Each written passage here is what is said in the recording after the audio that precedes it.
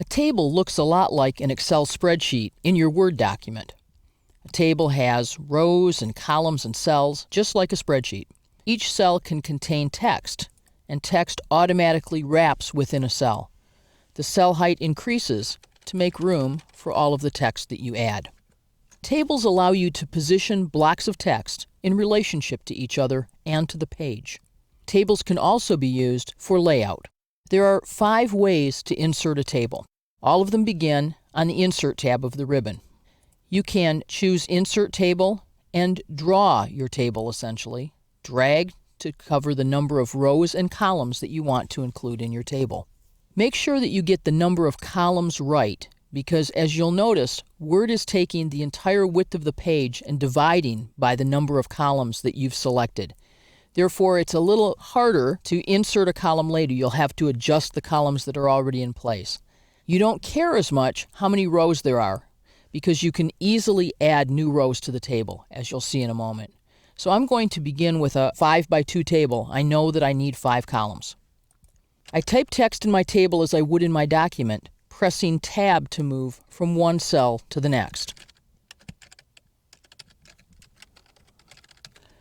When I get to the last cell in a row, and I press Tab one more time, I return to the first cell of the row immediately below.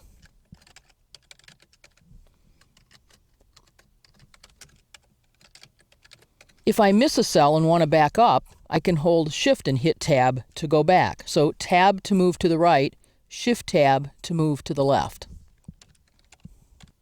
Now, I've run out of table, but if I press Tab one more time, a new row will appear.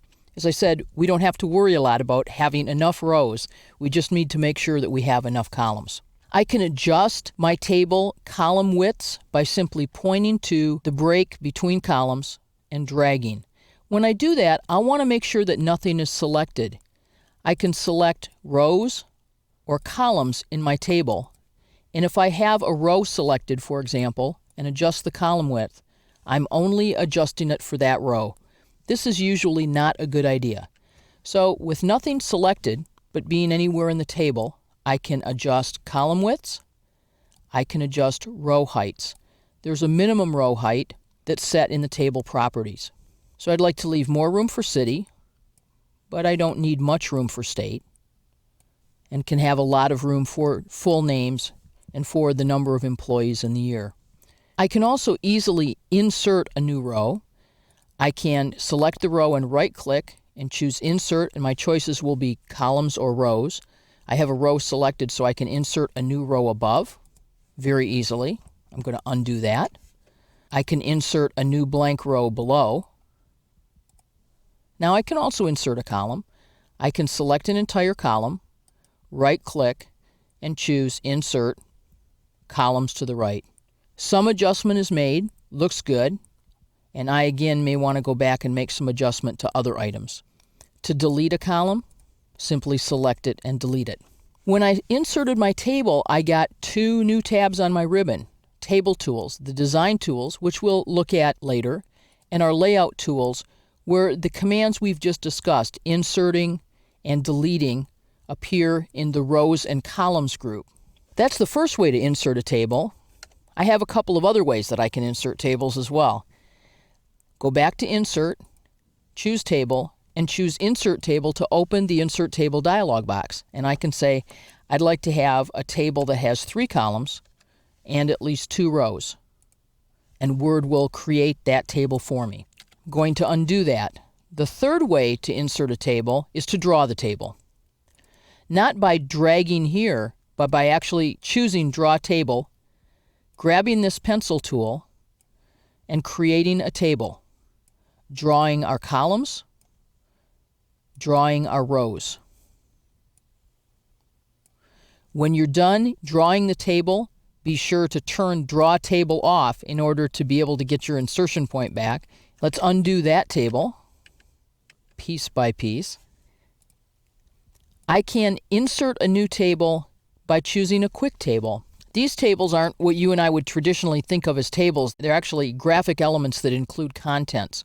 For example, calendars. Here's a weekly calendar that appears as a table. And you can reformat this to change the dates or put a different month here. But again, a very complex table, not at all like what we've been looking at up until now. And then finally, I said that tables are a lot like Excel. They look like Excel here in your Word document. But the final kind of table you can insert is actually to say, I would like an Excel spreadsheet right here. If I'm going to do calculation in my table, it's actually nice to have access to all of Excel's calculation tools. So here's my Excel spreadsheet, and I can tell that I'm in Excel because the familiar Word ribbon is actually not here anymore. What I'm seeing is the Microsoft Excel ribbon with my tabs for formulas and for Power Pivot and other choices like that. So I can have access to all of the functions in Microsoft Excel to be able to do calculations here in my Word document. Tables are useful for presenting information and for making sure that the text in your document is correctly positioned.